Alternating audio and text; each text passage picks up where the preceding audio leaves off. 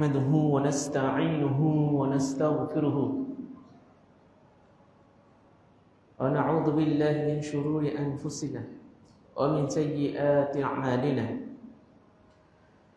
من يهده الله فلا مضل له ومن يضلله فلا هادي له وأشهد أن لا إله إلا الله وحده لا شريك له وأشهد أن محمدا عبده ورسوله أما بعد فإن خير الحديث كتاب الله وخير الهدي هدي محمد صلى الله عليه وسلم وشر الأمور محدثاتها وكل محدثة بدعة وكل بدعة ضلالة وكل ضلالة في النار فأعوذ بالله من الشيطان الرجيم قل يا عبادي الذين أسرفوا على أنفسهم لا تقنطوا من رحمة الله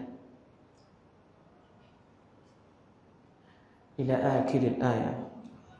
وقال الله تعالى أقم الصلاة طرفي النهار زلفا من الليل إن الحسنات يذهبن السيئات ذلك ذكرى للذاكرين. সকল প্রশংসা আল্লাহ রাব্বুল আলামিনের জন্য, যিনি আমাদেরকে আজকে জুমার সালাত এবং খুতবার উদ্দেশ্যে মসজিদে সমবেত হওয়ার তৌফিক দান করেছেন। আমরা বলি আলহামদুলিল্লাহ। দরুদ এবং সালাম প্রিয় নবী মুহাম্মদুর রাসূলুল্লাহ সাল্লাল্লাহু আলাইহি ওয়াসাল্লামের প্রতি, যিনি মানব জাতির সকল সমস্যার সমাধানের ওহী ভিত্তিক সমাধান আমাদের কাছে পেশ করেছেন।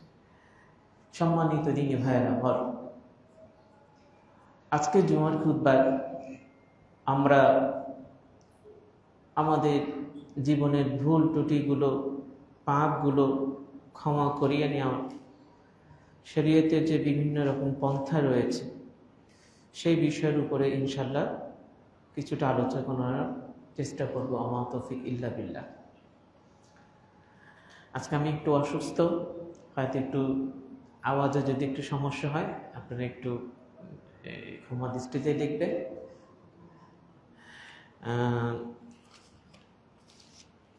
আমরা যারা ভুল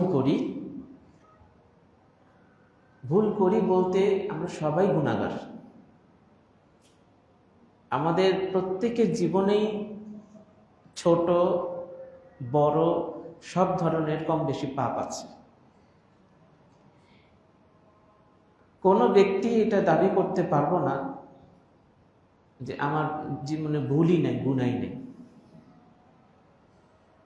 কেউ যদি এটা বলে, হয়তো সে আল্লাহর দ্বীন বুঝে না, কোরআন হাদিস সে জানে না, কোনটা গুনাহ সেটা ভালো করে জানে না, কি কি গুনাহ হয় কি করলে এটা সে জানে না। এই জন্য সে মনে করে তার গুনাহই হয় না, তার গুনাহই নেই। তো নেকি কোনটা গুনাহ কোনটা এই জ্ঞান পরিপূর্ণভাবে যার নাই, সে হয়তো বোকামি করে বলতে পারে যে আমি আর কোনো ভুলই নেই জীবনে। কিন্তু সত্যিকার অর্থে আমরা প্রত্যেকটা মানুষই ভুলকারী। আমাদের সবার জীবনে ছোট বড় পাপ আছে, গুনাহ আছে। এই যে গুনাহগুলো হয় আমাদের, এই গুনাহগুলো থেকে মুক্তির উপায় কি? আমরা মাঝে মাঝে বিভিন্ন বিষয় নিয়ে এগুলো আলোকপাত করেছি, দলিল দিয়ে কথা বলেছি। গত মাসের জুমাতে আমরা খুবই গুরুত্বপূর্ণ কিছু পয়েন্ট নিয়ে আলোচনা করেছিলাম। তওবা করতে চাই, কিন্তু কিভাবে করব? এই সমস্যা আছে, শরীয়ত কি বলে? আমরা গত জুমাতে চোরের তওবা, গীবতকারীর তওবা পদ্ধতি, ঘুষখোর কি করলে তার কাজটা সঠিক তওবা হবে, এই বিষয়গুলো নিয়ে পয়েন্ট আকারে খুবই গুরুত্বপূর্ণ আলোচনা করেছি। আমাদের সেই আলোচনা আমাকে আপনাকে সংশোধনের রাস্তা দেখিয়ে দেওয়ার জন্য মনে করি যথেষ্ট ছিল। আজকের জুমাতে আলোচনা করতে চাচ্ছি এর সংশ্লিষ্ট আরো কিছু গুরুত্বপূর্ণ বিষয় নিয়ে। সেটা হলো পাপ করলে, গুনাহ করলে সেইটা কি মানুষের কাছে বলে বেড়ানোর দরকার আছে কি না? নিজের থেকেই নিজে গিয়ে স্বীকারোক্তি দেওয়ার দরকার আছে কি না? সেটা আদালতে গিয়ে হোক, মসজিদের ইমাম সাহেবের কাছে হোক, বন্ধু বান্ধবের কাছে হোক, এই ব্যাপারে জানতে চাই। এবং আল্লাহ রাসূল সাল্লাল্লাহু আলাইহি ওয়াসাল্লামের যুগে কিছু ঘটনা, যে ঘটনাগুলো অনেক ঈমানদার ব্যক্তিকে চিন্তায় ফেলে দিয়েছে। কেউ বুঝতে পারছে না হাদিসগুলোর মর্মটা কি। যেমন মাইজের হাদিস, জনৈক গামেদি গোত্রের মহিলার জেনার হাদিস। তারপর ইবনে মাসউদ বর্ণিত সহিহ মুসলিমে সেই হাদিস, যেটা হযরত ওমর উক্তি করেছেন কিছু হাদিসটার ব্যাপারে, সেই পাপীর ব্যাপারে। সেই হাদিসগুলোর অর্থই বা কি? আসুন আগে প্রথম আমরা 3টা হাদিস, যার 2টা আমাদের জানা আছে, খুব ভালো করে জানা আছে, তারপরে ছোট্ট করে বলি। সহিহ মুসলিমে আছে, বিভিন্ন কিতাবে আছে। আল্লাহ রাসূল সাল্লাল্লাহু আলাইহি ওয়াসাল্লামের সাহাবী মাইজ, একদিন সে এসে আল্লাহ রাসূল সাল্লাল্লাহু আলাইহি ওয়াসাল্লাম সেখানে বসা ছিলেন, এসে বলতে, জি আল্লাহ রাসূল, আমি নিজের উপর জুলুম করেছি, আমি জেনা করে ফেলেছি, আপনি আমাকে পবিত্র করুন। আল্লাহ রাসূল সাল্লাল্লাহু আলাইহি ওয়াসাল্লাম তার থেকে মুখ ফিরিয়ে নিলেন। তো মুখ ফিরিয়ে নিলে আবার সেখানে আবার চলে যায়। আল্লাহ রাসূল সাল্লাল্লাহু আলাইহি ওয়াসাল্লাম যেহেতু তাকে জবাব দিলেন না, মুখ ফিরিয়ে নিলেন, সে চলে গেল। সাহাবায়ে কেরামকে বলল যে একটু খবর নিয়ে দেখো তো ও ঠিক আছে কিনা, মানে মাথা ঠিক আছে কিনা, ও কোনো সমস্যা আছে কিনা, ও এভাবে আসলো কেন? মানে কেউ তো দেখেনি সে জেনা ব্যভিচার করেছে, কোনো সাক্ষী নেই, আদালতে মামলা দায়ের হয়নি, কেউ এসে বিচারও দেয়নি আমার কাছে, নিজে নিজে আসলো, ব্যাপারটা কি? একটু খোঁজ খবর নিয়ে দেখো লোকটার কোনো প্রবলেম আছে কিনা মানসিক। তো তারা বললেন যে না, খোঁজ নিয়ে আসছে। আল্লাহ রাসূল, আমরা তো তাকে ভালোই জানি, তার মধ্যে কোনো সমস্যা আছে বললে আমরা জানি না। সেই লোকটা দ্বিতীয় দিনেও আসলো আল্লাহ রাসূলের কাছে, বসা ছিলেন, এসে আল্লাহ রাসূলকে বলে, হে আল্লাহ রাসূল, আপনি আমাদের পবিত্র করুন, আমি জেনা করেছি, নিজের উপর জুলুম করেছি। আল্লাহ রাসূল সাল্লাল্লাহু আলাইহি ওয়াসাল্লাম সেই দিনে জবাব দিলেন না, মুখ ফিরিয়ে নিলেন। তারপর বললেন যে গিয়ে দেখো তো ওই লোকটা ঠিক আছে কিনা মাথা, এই কাজ করছে কেন সে। ঠিক একই রকম ঘটনা লোকটা 3 দিন করলো। চতুর্থ দিনের দিন যখন আসলো, আল্লাহ রাসূল সাল্লাল্লাহু আলাইহি ওয়াসাল্লামের কাছে এইভাবে সে স্বীকৃতি দিচ্ছে, সে পবিত্র হতে চাচ্ছে জেনার পাপ থেকে, তখন তাকে রজম করার নির্দেশ দেওয়া হলো। তখন মাইজকে পাথর নিক্ষেপে হত্যা করা হলো। গামেদি গোত্রের এক মহিলা, সেও জেনা করেছিল। ঠিক আল্লাহ রাসূল সাল্লাল্লাহু আলাইহি ওয়াসাল্লামের কাছে এসে সেই মহিলা বলতেছে একই রকম, হে আল্লাহ রাসূল, আমি জেনা করেছি, আপনি আমার উপর শাস্তি কায়েম করেন। আল্লাহ রাসূল সাল্লাল্লাহু আলাইহি ওয়াসাল্লাম সেই মহিলা থেকে মুখ ফিরিয়ে নিলেন। মহিলা বলতেছেন, আল্লাহ রাসূল, আপনি কি আমাকে মায়েজের মতো ফিরিয়ে দিচ্ছেন? সে মানছে না। সেই দিন কেটে গেল, চলে গেছে মহিলা। পরের দিন সে আবার আসলো। যাক, কয়েকবার এরকম হলো। তারপরে আল্লাহ রাসূলকে সে বলেছিল, আল্লাহ রাসূল, আপনি আমাকে মায়েজের মতো ফিরিয়ে দিতে চাচ্ছেন? আমার পেটে সন্তান আছে, আমি গর্ভবতী হয়ে গেছি। তার জেনার একটা প্রমাণ আবার আসলো, তার সন্তান পেটে আসছে। আল্লাহ রাসূল সাল্লাল্লাহু আলাইহি ওয়াসাল্লাম ওই মহিলাকে বললেন যে চলে যাও, সন্তান প্রসব হওয়ার পরে তারপরে আসবে। সেই মহিলা সন্তান জন্ম দিল, তারপরে আল্লাহ রাসূলের কাছে আসলো। আল্লাহ রাসূল বলে দিলেন, দুধ পান করার পরে যখন শক্ত খাবার খাবে তখন আসবে। তো বাচ্চাকে দুধ খাওয়াইলো, তারপর যখন সে শক্ত খাবার খাওয়ার বয়সে উপনীত হইল বাচ্চা, সেই বাচ্চাকে কোলে করে নিয়ে আসলো, বাচ্চার হাতে একটা খাবার দিয়ে দিল যেটা সে চাবায় খাইতে পারে, চিবিয়ে। তা আল্লাহ রসুলকে বললেন, হ্যাঁ আল্লাহ রসুল, এই যে দেখেন, এই যে বাচ্চা কোলে নিয়ে আসছি, বাচ্চা এই যে খাবার শক্ত খাবার খায় এখন। এরপর আল্লাহ রসুল সাল্লাল্লাহু আলাইহি ওয়াসাল্লাম নির্দেশ দিলেন রজন করার। মাটি গর্ত করা হলো, তাকে মাটির মধ্যে ঢুকানো হলো এ পর্যন্ত। তারপরে তাকে পাথর নিক্ষেপে রজন করা হলো। সেই মহিলাকে পাথর নিক্ষেপ করা হলো মাথায়, একজন খালিদ ইবনে ওয়ালিদ রাদিয়াল্লাহু তাআলা আনহু। নিক্ষেপ করার পর তার রক্ত ছিটা তার গায়ে এসে লাগলো। তখন সাহাবী তাকে গালি দিলেন।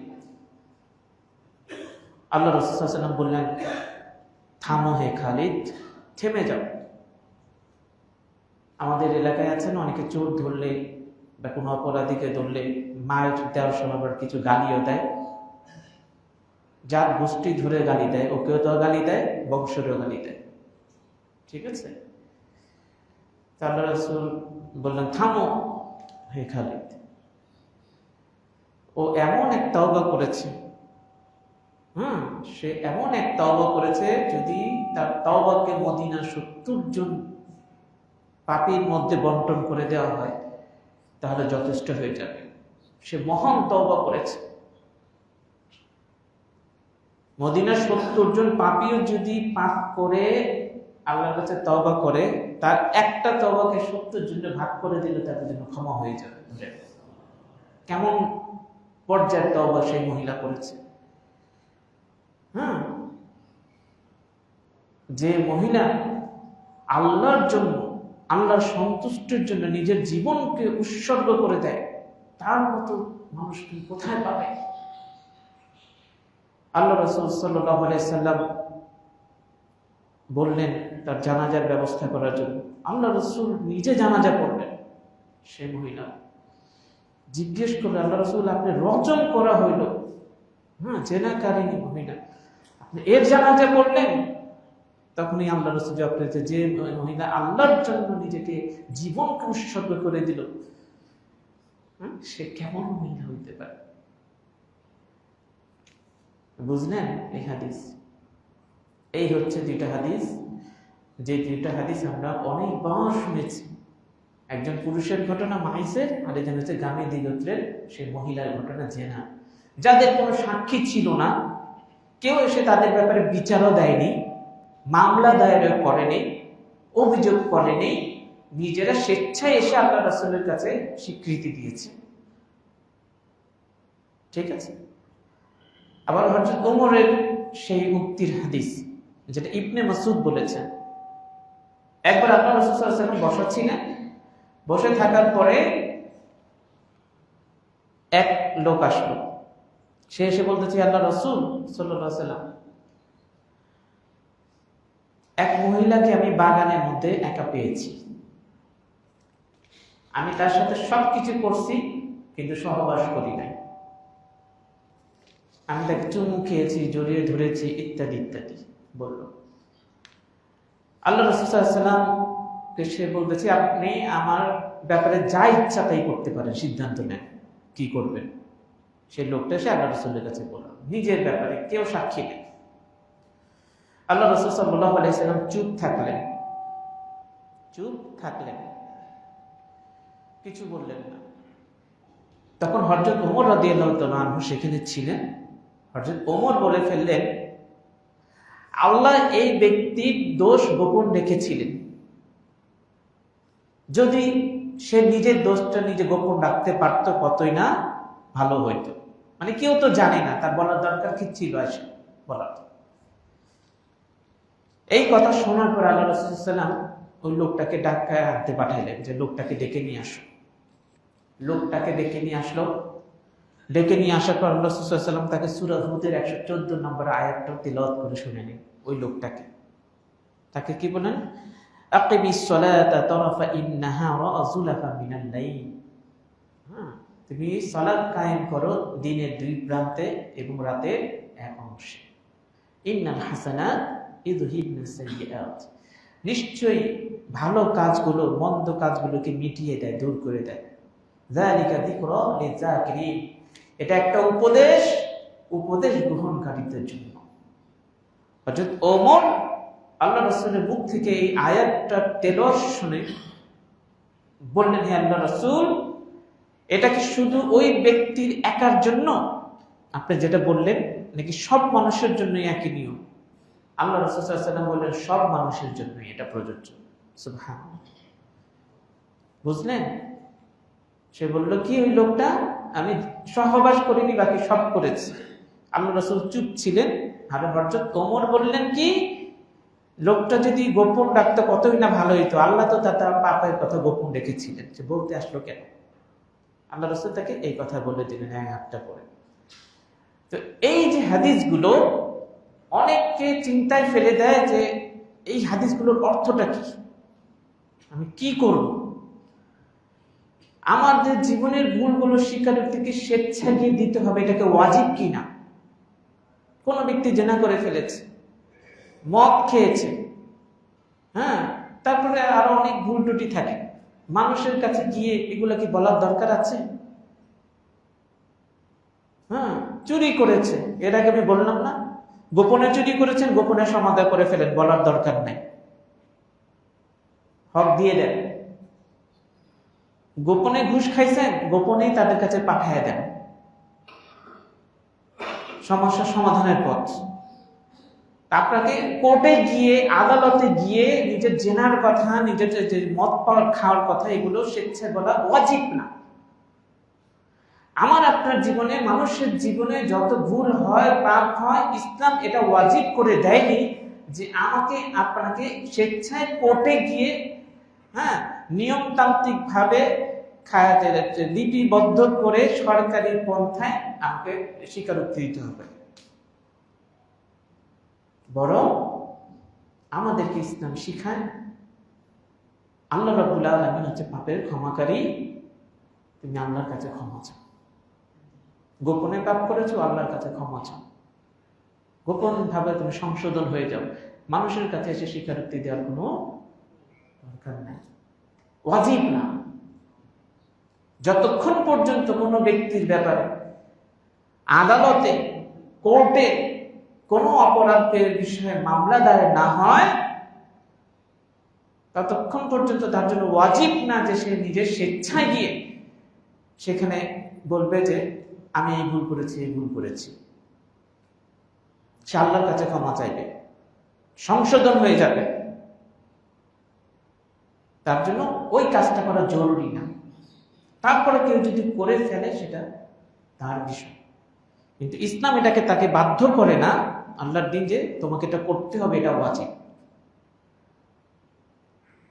এগুলোর প্রমাণ নবী করিম সাল্লাল্লাহু আলাইহি ওয়াসাল্লামের কাছে সেই জেনাকার হলো, সেই মাইস জেনা করার কারণে যখন আসলো, আল্লাহ রাসূলের কাছে সে স্বীকৃতি দিল।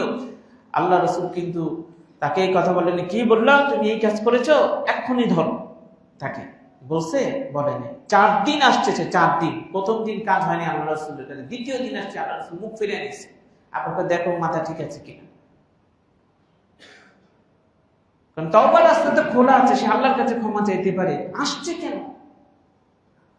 ওই 2 সাহাবী, এক মহিলা আর সেই মাইস, উনারা এসেছিলেন নিজেদেরকে পবিত্র করার প্রবল ইচ্ছার কারণে, নিজেদেরকে পবিত্র করার প্রবল ইচ্ছার কারণে, যেটা তাদের জন্য ওয়াজিব ছিল না যে তারা আল্লাহ রাসূলের কাছে এসে স্বীকারোক্তি দিবে। তাদের ব্যাপারে মামলাও হয়নি, কেউ এসে বিচারও দেয়, তাদের অন্য কোনো সাক্ষী প্রমাণও ছিল না। তারা গোপনে পাপ করেছে, গোপনে এটা আল্লাহর কাছ থেকে ক্ষমা চেয়ে নিতে পারতো, নিজেদেরকে সংশোধন করে নিতে পারতো। আর হযরত ওমর যে ওই লোকটাকে বলল, বাগানে মহিলাকে পেয়ে, যে সে সবকিছু করেছে কিন্তু জেনা করেনি, যে আল্লাহ তার দোষ ত্রুটি গোপন রেখেছেন, যদি সে গোপন রাখতে পারত। এই কথা শোনার পর কিন্তু আল্লাহ রাসূল প্রতিবাদ করেন নাই। আল্লাহ রাসূল চুপ ছিলেন, চুপ থেকে মানে সমর্থন দিয়েছে, মানে যেটা গোপনে ভুল হয়ে গেছে, তোমার জরুরি না যে কারো কাছে গিয়ে তুমি বলবা, তুমি গোপনে আল্লাহর কাছ থেকে মাফ চেয়ে নাও, তুমি ভালো ভালো কাজ করো, তোমার এই ভালো কাজগুলো তোমার গুনাহগুলোকে দূর করে দেবে। আমরা জানি না নামাজ পড়লে ওযুর সাথে গুনাহ ঝরে যায়, কত নেক আমলের কথা বলা আছে, এই আমল করলে এই পাপ মুক্ত হয়ে যায়। ভালো ভালো কাজগুলো করো আর ভুলগুলো সংশোধন করে ফেলো, ফিরে আসো সেখান থেকে, আল্লাহর কাছে মাপ চাও। আশা করি বিষয়টা বুঝতে পেরেছেন। মানুষের জীবনে যে ভুল হয় সেই ভুলগুলো অন্যের কাছে গিয়ে বলার দরকার নেই, আপনি আল্লাহর কাছে মাপ চান, কারণ আল্লাহ ছাড়া কেউ মাফ করতে পারে না। আমরা তো খ্রিস্টানদের মতো না, তারা কিছু হাস্যকর কাজ করে থাকে, পাদ্রীর কাছে গিয়ে, ক্ষমার চেয়ার আছে সেইখানে গিয়ে তাদেরকে স্বীকারোক্তি দিতে হবে, হ্যাঁ, যে সেই আমি এই ভুল করেছি, আর পাদ্রী তার ক্ষমার ব্যবস্থা করে দিবেন। নো, কাউকে আপনি বলার দরকার নেই, আল্লাহকে বলেন যে আল্লাহ আমার ভুল হয়ে গেছে, আল্লাহুম্মা ইন্নী যালামতু নাফসি যুলমান কাসীরা ওয়া লা ইয়াগফিরু যুনুবা ইল্লা আনতা ফাগফিরলি মাগফিরাতাম মিন ইনদিকা ওয়ারহামনি ইন্নাকা আনতাল গফুরুর রহিম। আল্লাহর কাছে ক্ষমা চেয়ে নেন। আশা করি বিষয়টা বুঝছেন।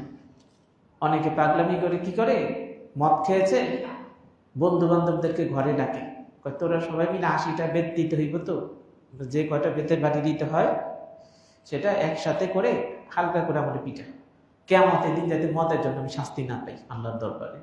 এগুলো পাগলামি ছাড়া কিছু।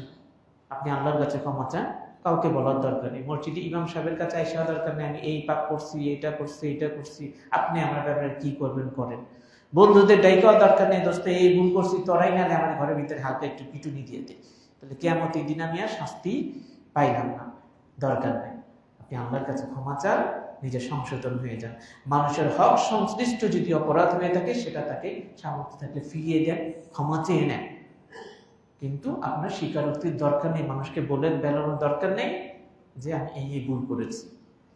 আশা করি বিষয়টা বুঝতে পেরেছেন। আমি এই পয়েন্টের যে আলোচনাগুলো আছে, আমি কিছু সাইড আলোচনা করলাম, কিছু সাইড রয়ে গেছে, আমি একটা অংশ আলোচনা করলাম এই পয়েন্টের ব্যাপারে। আরো ব্যাখ্যা আছে, কথা আছে, অবস্থা অনুযায়ী কিছু ব্যাখ্যা আছে, তো একটু আলোচনা করলাম, আশা করি বুঝতে পেরেছেন। আমাদের মানুষের যে ভুলগুলো হয় সেটা কি জানেন? আমরা এখন যারা আছি আমাদের ভুলগুলো কয়েক রকমের। তার মধ্যে একটা মূল জায়গায় আমি হাত দিচ্ছি, কথাগুলো একটু এখন যেটা বলবো একটু খেয়াল করে শুনি। আমরা মূল কিছু পয়েন্টে গিয়ে ভুল করি, আটকে গেছি। আমি আপনি সবাই যে ভুলটা কাউকে জাহান্নাম পর্যন্ত হয়তো পৌঁছে দিতে পারে। আমাদের মন মানসিকতা চিন্তা ভাবনা সেটা আমাকে দূর করতে হবে, আপনাকে দূর করতে হবে সেই ভুলটা। আমরা কি করি, পজিটিভ নিয়ে ভাবি কিন্তু নেগেটিভ নিয়ে ভাবি না, লাভেরটা ভাবি কিন্তু লসেরটা ভাবি না, উপকারেরটা মনে করি কিন্তু ক্ষতির জিনিসটা চিন্তা করি না। এটা খাইলে এই উপকার হইব, ঠিক আছে খাবো আমি, কিন্তু এটা খেলে তোমার জীবন ধ্বংস হয়ে যাবে, ওটা আমি খাবো না, তাহলে তো বুদ্ধিমানের কাজ হয়। আমি পজিটিভ গুলো মেনে চলি কিন্তু নেগেটিভ গুলো আমি ছাড়ি না, তাহলে কিন্তু আমি উপকার পাবো না। আমাদের সমস্যা হচ্ছে গিয়ে আমরা অনেক মুসলমান বা প্রায় সব মুসলিমরা এখনকার যুগে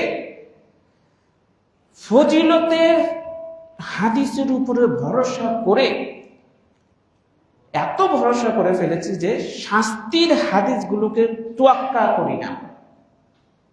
ফজিলতের হাদিসের উপরে ভরসা করেছি কিন্তু শাস্তির হাদিসগুলো কোনো দামই দেয়নি, গণাই ধরিনি। এই একটা বড় ভুল আমাদের জীবনে হয়, যার কারণে আমরা ব্যালেন্স রক্ষা করতে পারিনি। ফজিলতের হাদিস এর উপরে গুরুত্ব দেওয়ার কারণে মানুষ শিরক থেকে দূরে থাকতে পারে না, মানুষ কবিরা গুনাহ থেকে দূরে থাকতে পারে না। যারা খুব বেশি ভরসা করে, ব্যাখ্যা দিই। দেখেন, ঈমানের ব্যাপারে ঈমান সহিহ হবে না যদি সে গায়রুল্লাহকে ত্যাগ না করে। আল্লাহ কি বলেছে? লা ইলাহা ইল্লাল্লাহ। প্রথমে কি আল্লাহ ইলা সত্য, এই কথা আল্লাহ বলছেন না, প্রথমে লা ইলাহা, কোন ইলা নেই। মানে দুনিয়াতে আল্লাহ ছাড়া যত নকল ইলা বানানো হয়েছে তার হচ্ছে বাতিল ইলাহ, বাতিল মাবুদ, একমাত্র হক মাবুদ কে? আল্লাহ। এই বাক্যের দুইটা কথা আছে, লা ইলাহা ইল্লাল্লাহ। তো যে ব্যক্তি দুনিয়ার বাতিল মাবুদদেরকে ত্যাগ করলো না, সে যদি আল্লাহকে রব মানে আল্লাহর ইবাদত করে, সে শিরককারী হিসেবে গণ্য হবে, তার ঈমান সহিহ হয়নি, কারণ সে দুনিয়ার সব বাতিল মাবুদকে ত্যাগ করে। আল্লাহকে মানে আল্লাহর জন্য সে নামাজ পড়ে, আল্লাহর জন্য অনেক কিছু ইবাদত বন্দী করে, কিন্তু বাতিল মাবুদদের সে ত্যাগ করেনি, তার ঈমান সহিহ হবে না। মক্কার কাফেররা হচ্ছে তার প্রমাণ। তারা হজ করত, উমরা করত, কাবা ঘরের মুতওয়াল্লি ছিল, তারা আল্লাহর ঘর নির্মাণ করেছে, তারা হাজিদেরকে পানি পান করাইতো, কুরবানি করত, অনেক ইবাদতই তারা করত, নিজেদেরকে মিল্লাতে ইব্রাহিমা দাবি করত। কিন্তু ওয়াদ, উজ্জা, লাত, মানাত যারা ছিল 360টা যে অলিয়া উলিয়া খাজা বাবা তাদের ছিল, হ্যাঁ, একটা ছাড়ে নেই, কাবা ঘরের বাইরে চারদিকে রাখছে। আল্লাহ এখানে চলবো না, ইল্লার সাথে হিল্লাও লাগে। আল্লাহর ইবাদত করতে আমরা বলতে ইল্লার সাথে হিল্লাও লাগে। এই ইল্লার সাথে হিল্লার পার্টি আল্লাহর সাথে হিল্লা তারপরে এমন করছে যে এখন ইল্লাল্লাহ যে হিল্লা গুরুত্ব বেড়ে গেছে বেশি তাদের কাছে। তারা হিল্লা নিয়ে করে আছে, আল্লাহর দিকে আর কোনো গুরুত্ব নাই। আল্লাহর হক হিল্লাকে দেওয়া শুরু করছে, আল্লাহকে বাদ দিয়ে হিল্লাকে নিয়ে পড়ে আছে। তাদের খেল তামাশা, রাজনীতি, সমাজনীতি, পরিবার সবকিছু হিল্লাকে নিয়ে এখন। আল্লাহকে ঈমান আছে, শুধু নাম কষ্টে আল্লাহর নামটা রাখছে, বাকি আল্লাহর কিছু দেয় না। তাহলে কি বললেন? লা ইলাহা ইল্লাল্লাহ। যে ব্যক্তি বাতিল মাবুদদেরকে ত্যাগ করতে পারলো না, সে আল্লাহর ইবাদতকারী না, যদিও সে নামাজ পড়ে, কিছু ইবাদত বন্দী করে, সে মুমিন না, তার ঈমান সহিহ হয়নি। এই জন্য আল্লাহ বলেছেন, বনি আদম, তুমি যদি দুনিয়া ভর্তি পাপ নিয়ে আমার কাছে হাজির হও, আমি তোমার জন্য দুনিয়া ভর্তি ক্ষমা নিয়ে হাজির হব। অন্য বর্ণনায় আছে, তোমার পাপের পরিমাণ যদি আসমানের কিনারা পর্যন্ত পৌঁছে যায়, আর তুমি যদি আমার সাথে শিরিক করো নি, এমন অবস্থায় মিলিত হও, সাক্ষাৎ করো, আমি তোমার সব পাপ ক্ষমা করে দেব। শর্ত কি দিয়েছেন আল্লাহ? শিরিক করা যাবে না। তাহলে ঈমান সহিহ হওয়ার জন্য কি বাতিল সব মাবুদ শিরিক থাকতে হবে, তাহলে ঈমান সহিহ হবে। কারণ কেউ যদি খালি কয় একবার কালেমা পড়লে জান্নাত যাইবই যাইব, খালাস, কিন্তু বাতিল ইলা ছাড়লো না, তাহলে কি সে জান্নাতে যেতে পারবে? পজিটিভটা বুঝছে, নেগেটিভটা ছাড়ে নাই। আমরা আল্লাহ রাব্বুল আলামিনের এই যে ব্যাপারে কোরআনে যে কথাগুলো আছে, আমরা শুধু বলি যে আল্লাহ গফুরুর রহিম, সত্যি আল্লাহ গফুরুর রহিম, দুইটা বর্ণনাকে আমরা মিলাইতে পারি নাই। এই জিনিসটা আমাদের জীবনে বড় ক্ষতি বয়ে আনতেছে, আমাদের অনেককে সর্বনাশ করে ফেলবে। আমরা কি কি প্রমাণ দিয়ে দেখেন বলি। আল্লাহ রাব্বুল আলামিন 100 খুনের আসামিকে মাফ করে দিয়েছেন। তুই কয়টা খুন করছিস? 10টা, কোনো ব্যাপারই না, কোনো ব্যাপার না, 10টা করতে 100টা করছে, আরে মাফ করে দিছে, কোনো ব্যাপার হলো এগুলো। খুন আর ছাড়ে না, খারাপ কাজ আর ছাড়ে না। ওই যে তার একটা ধারণা 100 খুনকে মাফ করছে, তা আমি তো সেই তুলনায় কিছুই না। কিন্তু সে এটা ভাবে নেই যে আল্লাহ 100 খুনের আসামিকে ক্ষমা করে দিয়েছেন, ওই যে রাস্তা প্রশস্ত করে দিলেন, সেই বিশাল হাদিস, সুন্দর হাদিস। আবার কিয়ামতের দিন আল্লাহ রাব্বুল আলামিন সর্বপ্রথম বিচার করবেন, খুনের বিচার। কিসের বিচার? খুনের বিচার। আবার আল্লাহ কোরআনে এটা বলেছেন, মুমিনকে ইচ্ছাকৃত যে হত্যা করেছে তার জাযাউ জাহান্নাম, তার পরিণাম হবে কি? জাহান্নাম। তুমি 100 খুনের আসামিকে যদি আল্লাহ ক্ষমা করে দিয়েছেন, এই হাদিসের উপরে ভরসা করে তুমি খারাপই ছাড়ো না, হ্যাঁ, তুমিও পার পেয়ে যাবা। তুমি কোরআনের ওই আয়াতটা দেখো না কেন, যে আল্লাহ আবার বলছেন যে ইচ্ছাকৃতভাবে হত্যা করবে, তার পরিণাম হবে জাহান্নাম, ওটা দেখবা না? আবার সর্বপ্রথম খুনের বিচার হবে কিয়ামতের দিন। তুমি মনে করছো ওর মতো তুমি পার পায়ে যাবে?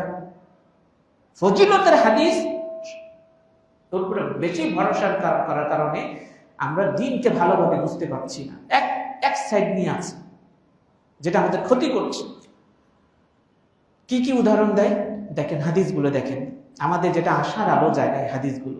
আল্লাহ ক্ষমাকারী। 100 খুনের আসামিকে আল্লাহ মাফ করেছেন। কুকুরকে পানি পান করেছেন এক বেশ্যা মহিলা। আল্লাহ রাব্বুল আলামিন, ওই যে মারা যাচ্ছিল কুকুরটা, আল্লাহ তাকে খুশি হয়ে আল্লাহ তাকে মাফ করে দিয়েছেন বেশ্যা মহিলাকে। মাত্র জীবনে একটা আমল করছে বেশ্যা মহিলা, কুকুরকে পানি পান করেছে, আল্লাহ ওরে মাফ করে দিচ্ছেন।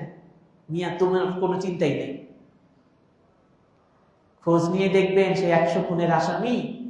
আর সে বেশ্যা মহিলা যেটা বিবরণ হাসছে পূর্ব যুগের মহিলার ঘটনাটা, তাদের জীবনে ইনশাআল্লাহ কোনো শিরক ছিল না। কি ছিল না? আল্লাহর সাথে শিরক করার মতো পাপ তারা করে নাই। বুঝছেন? হয়তো বা তাদের জীবনে মানুষের হক নষ্ট করার, চুরি, বাটপারি, ডাকাতি, এগুলা পাপ ছিল না। সে জেনা করেছে, অন্য তার সাইড ভালো ছিল। আল্লাহর সাথে শিরকও করে নাই, মানুষের হকও মানে নাই, ঘুষ খায় নাই, চুরি করে নাই, ডাকাতি করে নাই, দুর্নীতি করে নাই, মানুষেরটা দখলবাজি করে খায় নাই, ভাই বোনদের ঠকায় মাইরা খায় নাই। হ্যাঁ, কিন্তু সে পাপ কাজে লিপ্ত আছে, একটা জেনা করছে। খোঁজ নিলে হয়তো এগুলো পাওয়া যাবে যদি থাকে। আল্লাহ ক্ষমাশীল, এগুলো দৃষ্টান্ত এগুলো। কিন্তু এই দৃষ্টান্ত গুলোকে আপনাকে ঘেটে দেখতে হবে তো কিছু। সে পেয়েছে, আমি যে নিশ্চিত পাবো এর গ্যারান্টি কি? এর উপরে ভরসা করে আমি পাপ ছাড়ি না। 100 খুনের আসামি মাপ পেয়েছে, শিরক করেনি ইনসান। কারণ আল্লাহ শিরক করে দিকে কখনো ক্ষমা করবেন না, আল্লাহ বলছেন। তাহলে বোঝা যাচ্ছে তারা শিরক করেনি আল্লাহর সাথে। প্রতিটা মহিলা সে শিরক করেনি আল্লাহর সাথে। তারপর কি?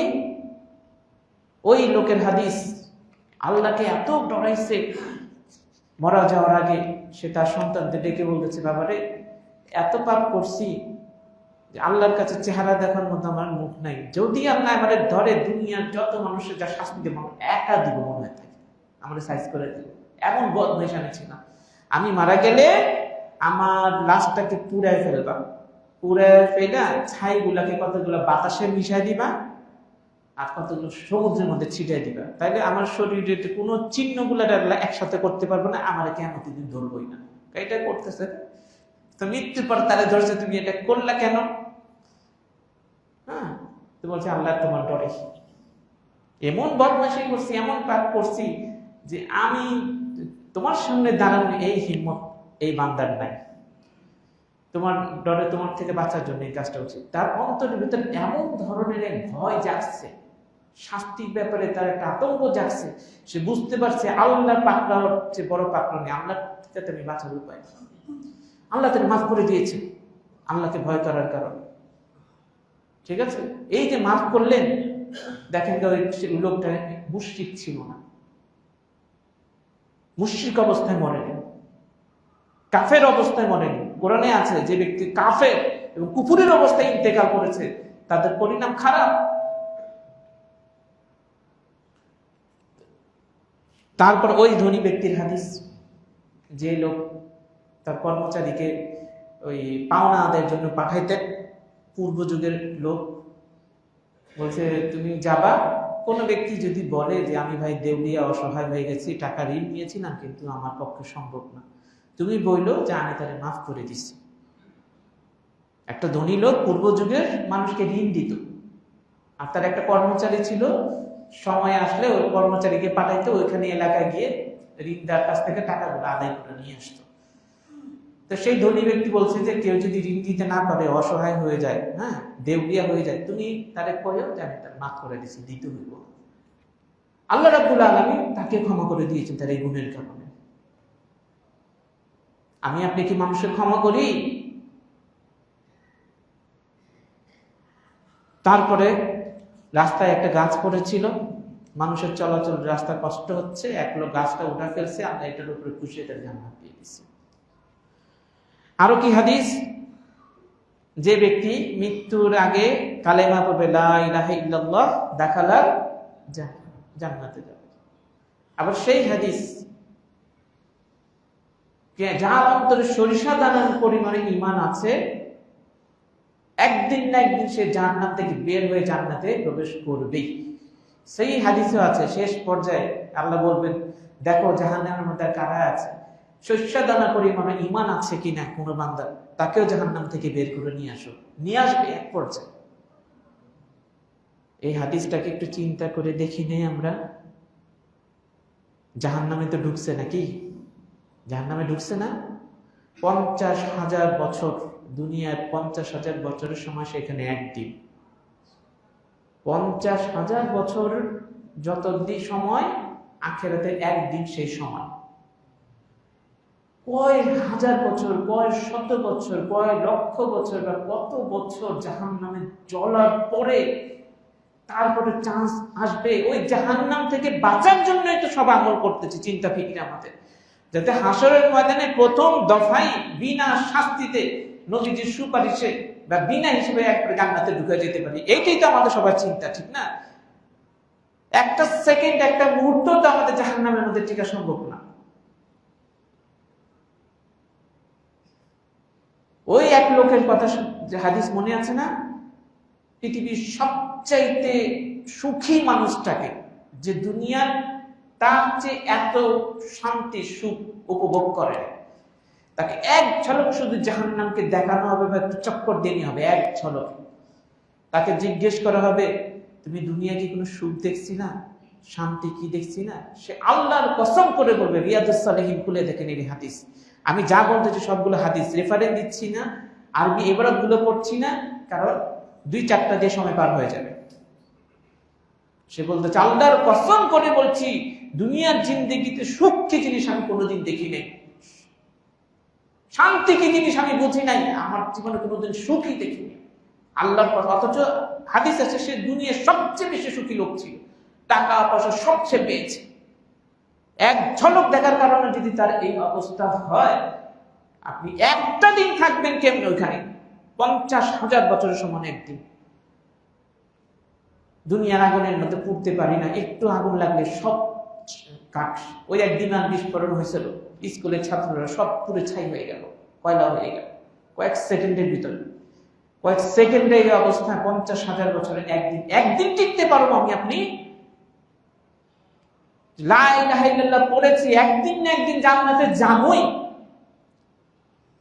এই কথা বইলা ভুল আর ছাড়ে না, পাপ আর ছাড়ে না, অন্যায় আর ছাড়ে না। এর চেয়ে আহমক দুনিয়া আছে? প্রথম দফায় যেতে হবে জান্নাতে বিনা শাস্তিতে। এই টার্গেট নিয়ে আমাকে আপনাকে কাজ করতে হবে।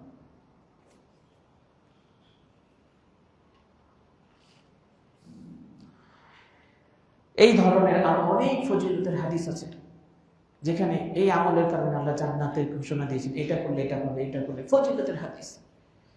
এই হাদিসগুলো আমাদের মনে কি করবে? আল্লাহর প্রতি সুধারণা জন্মাবে। এই হাদিসগুলো আমাদেরকে আশার আলো দেখাবে। এই হাদিসগুলো আমাদেরকে আল্লাহ রাব্বুল আলামিনের নিয়ামত প্রাপ্তির প্রতি আগ্রহ সৃষ্টি করবে। এই ফজিলতের হাদিসগুলো আমাদেরকে এইটা তৈরি করবে যে আমরা ভুল পথে থাকবো না, এবার আমরা বেশি বেশি করে আল্লাহর পথে চলবো, আমরা আল্লাহর জন্য হয়ে যাব। কিন্তু হয় না। এই জায়গাটাই ভুল। কেন হয়নি? আল্লাহ রাব্বুল আলামিন হাদিসের মধ্যে আছে যে আল্লাহর রহমতের গজবের উপরে আল্লাহর রহমত জয় লাভ করেছে। ঠিক আছে, আল্লাহ গফুর রহিম, কিন্তু আবার আল্লাহ রাব্বুল আলামিন কোরআনে কি বলেছেন? শাদীদুল ইকাব, কঠিন শাস্তিদাতা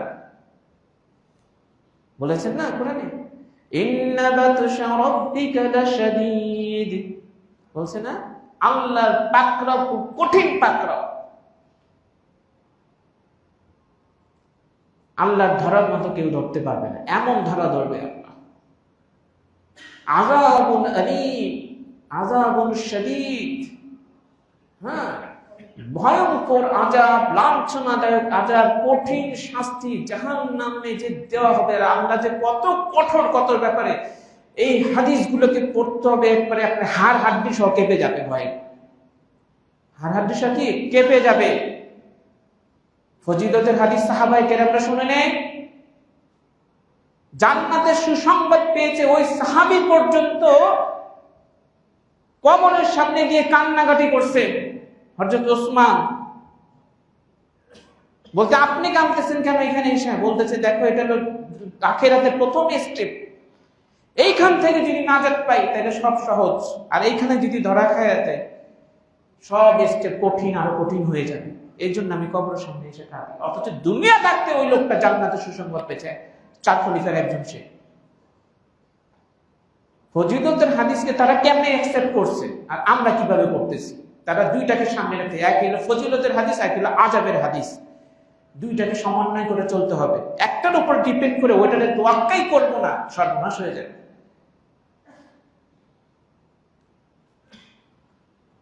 আল্লাহ রাব্বুল আলামিন কালেমা পড়লে মাফ করে দিলেন, জান্নাতে দিবেন। একটা গাছের কারণে জান্নাতে দিবেন, উঠাই দিয়েছেন। বেশ্যা মহিলাকে পানি পান করার কারণে জান্নাতে দিয়ে দিয়েছেন। 100 খুনের আসামিকে আল্লাহ মাফ করে দিয়েছেন। আবার দেখেন আল্লাহ রাসূল সাল্লাল্লাহু আলাইহি ওয়াসাল্লাম হাঁটতেছেন দুইটা কবরের সামনে। আল্লাহ রাসূল বললেন, এই 2 কবরে আযাব হচ্ছে। বড় কোনো পাপের কারণে না। একজন হইল গিয়া পেশাবের ছিটা থেকে সতর্ক থাকতো না, আরেকজন মানুষের চুগলি খুরি করে বেড়াইতো, ওর বদনাম রেখে ওর বদনাম রেখে ঝগড়া লাগে। মানে তাদের কাছে এটা বড় মনে হইতো না, সিম্পল মনে হইতো। সেই 2টা কারণে তাদের কবরে আযাব দেওয়া হচ্ছে। শুধু এটা জানে, পেশাবের ছিটা থেকে অসতর্ক থাকতো না, কবরে আযাব দেওয়া হচ্ছে না। তাহলে আমি আপনি 5 ওয়াক্ত নামাজ পড়ি, হজ করি, উমরা করি, দান খয়রাত করি, সব করি, কিন্তু পেশাবের ছিটা থেকে অসতর্ক থাকি না, কবরে ধরবো কিনা? আপনি তাহলে বেশ্যা মহিলাকে আল্লাহ মাফ করে দিয়েছে, কোনো শাস্তি দিব না। 100 খুনের আসামি আল্লাহ মাফ করে দিয়েছে, ওইটার উপরে ভরসা করা থাকলে এটার অবহেলা করলে চলবে? ভুলটা তো আমাদের এই বিবেচনার ক্ষেত্রেই হয়েছে।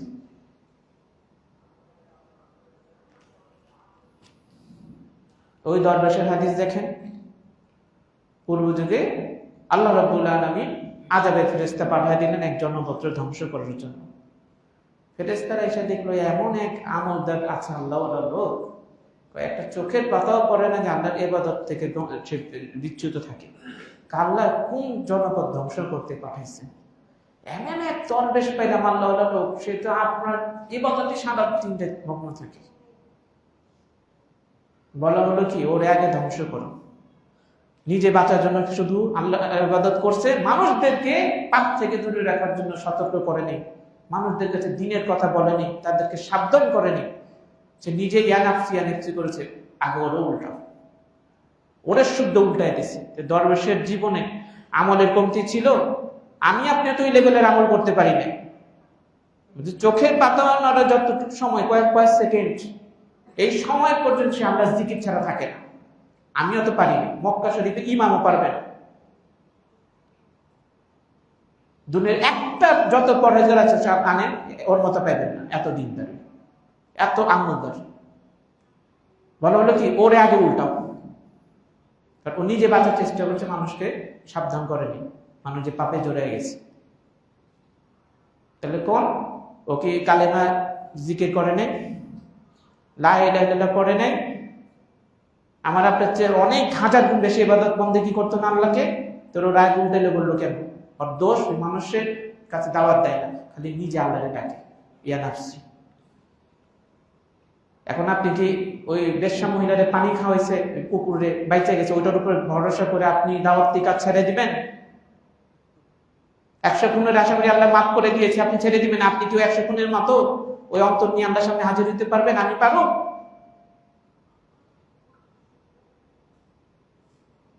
আমি এখানে চাইলে এখন অনেক লিস্ট করে বলতে পারবো, 100 পক্ষে 100 বিপক্ষে, নেগেটিভ পজিটিভ। সামনে দুইটা যখন দেখবেন যে আমরা কোন দিকে ভুলটা করতেছি। এজন্য আমাদেরকে বুঝতে হবে, যতগুলো আল্লাহর ক্ষমার ব্যাপারে হাদিস আছে, বান্দা আমার ব্যাপারে যেমন ধারণা করে আমি তার জন্য তেমন। আল্লাহর প্রতি শুধু ধারণা রাখতে হবে, আল্লাহ গফুরুর রহিম, এটাই সত্য বড়, কিন্তু এটাও সত্য তিনি শাদীদুল ইকাব, খুব কঠিন শাস্তিদাতা। আমাদের কি করতে হবে? এই জন্য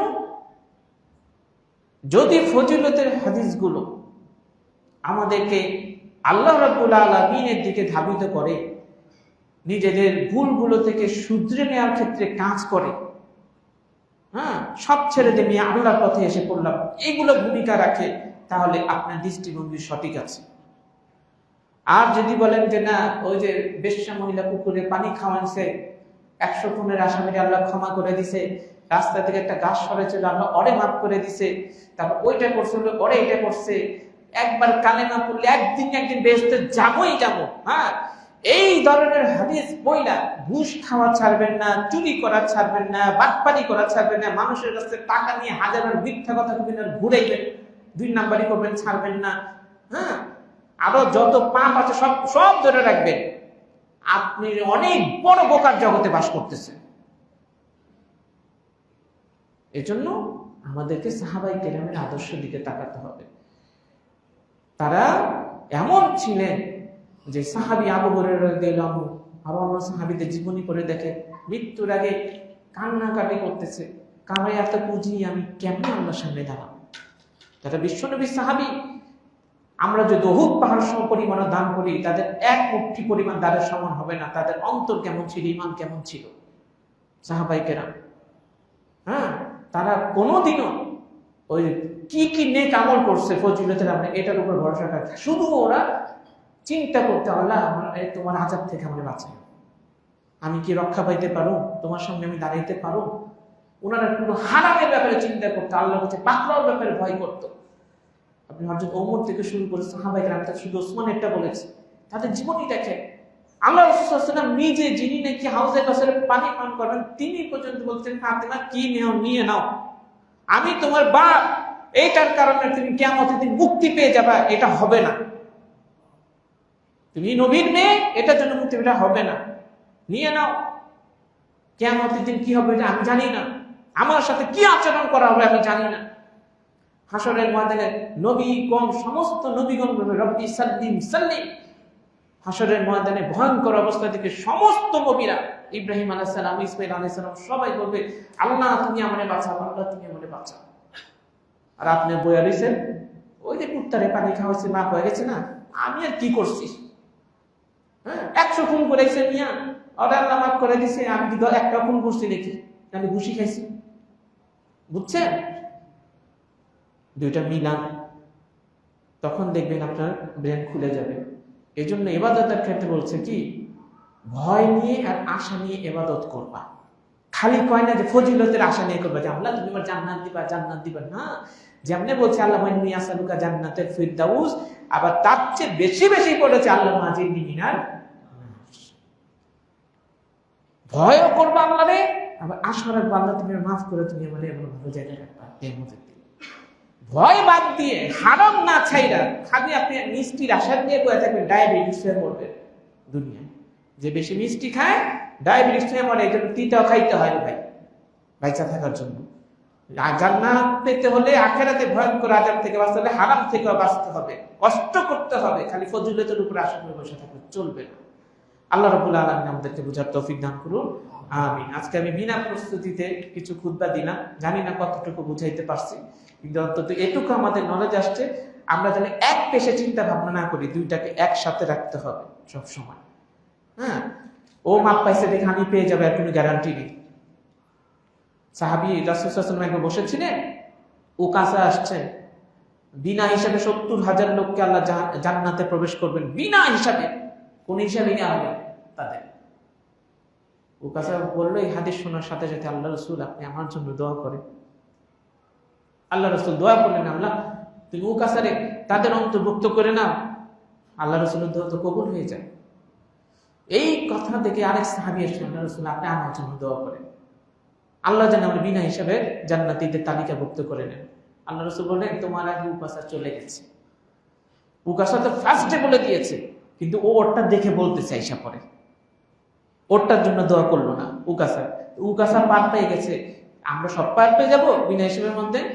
বেশ্যা মহিলা পানি খাওয়াইছেন, পার নাজাত পেয়ে গেছে। হ্যাঁ, আবার কোন মানুষ একটা কুকুর না 1000 কুকুর খাওয়াইও, পানি খাওয়াইও, 1000টা হসপিটাল দিয়ে গরিবের চিকিৎসা করাও জাহান্নামে যাইব, আছে না? হয় নিয়ত ঠিক না, পয়সা হালাল না, বা দুনিয়া রিয়া আছে তার, কিয়ামতের দিন 3 শ্রেণীর লোক দিয়ে জাহান্নামে উদ্বন্ধন করে দেবো। অর্থাৎ 3টেই হচ্ছে সবচেয়ে বড় আমলদার লোক। একজন আলেম, আল্লাহ কইব তুমি দুনিয়া এসে তোমার বড় আলেম বলবো, বড় বক্তা বলবে এই জন্য তুমি দেরি এলাম শিক্ষা করছো, আমার জন্য করো নি, তবলিগের কাজ করো নি, জাহান্নামে যাও, টেনে হিসছে জাহান্নামে। দানশীল বিশাল পয়সাওয়ালা আত্মাও দিছে আল্লাহ এত বড়, দুনিয়া দান খরচ করে হসপিটাল, সরাইখানা, এতিমখানা সব করতেছে, মানুষে কয় সেই একটা দানবী। হাসরের ময়দানে বলবে আল্লাহ তুমি আমার যেমন দিচ্ছ আমি দুই হাত খুলে তোমার রাস্তা বিলাই দিচ্ছি, আল্লাহ তুমি চাইছো তোমার মানুষের দানশীল কো। দুনিয়া পায়ে গেছে সেটা, উপর করে মাথা নিচে পা উপরে টাইনা জাহান্নামে নিক্ষেপ করবো। শহীদদের পর্যন্ত এরকম করবো, আল্লাহ তোমার রাস্তা আমি জীবন দিয়েছি, রক্ত মাখা কাপড় নিয়ে আসছি, বলছে তুমি ইতিহাসের পাতায় নিজেকে বীর দেখবা, মানুষ তোমাকে শহীদ বলবে, এই জন্য জীবন দিয়েছে, কফিয়ত পেশ করো না, জাহান্নামে নিক্ষেপ করা হবে। নিয়তে গন্ডগোল আছে না? আমল তো ঠিকই করছে, তো ওই কুকুরে পানি খাওয়া নাজাত পেয়ে গেছে, বেশ্যা পতিতা পেশা করল। আরেকজনে 1000টা কুকুরের সেবা দিয়েও, 1000টা হসপিটাল মাদ্রাসায় তিনখানে করেও নাজাত পাচ্ছেন। কেমনে ডিপেন্ড করে বসে থাকবেন যে আপনি আমি পাপ হয়ে যাবো? কেমনে আমরা ভুলগুলো সহ্য করুন না, এইভাবে বসে আছি নিশ্চিন্তে, একবার কালেমা পড়ছি জান্নাতে যাবে। আমার আপনার ভিতরে যদি এই কথাগুলো যদি নাড়া না দেয়, বিশ্বাস করেন আল্লাহে ঈমান নাই, ঠিক মতো ঈমান নাই আমাদের ভিতরে, যদি এই কথাগুলো চিন্তায় না ফেলে। আল্লাহ রাব্বুল আলামিন আমাদের বুঝার তৌফিক দান করুন। আমিন।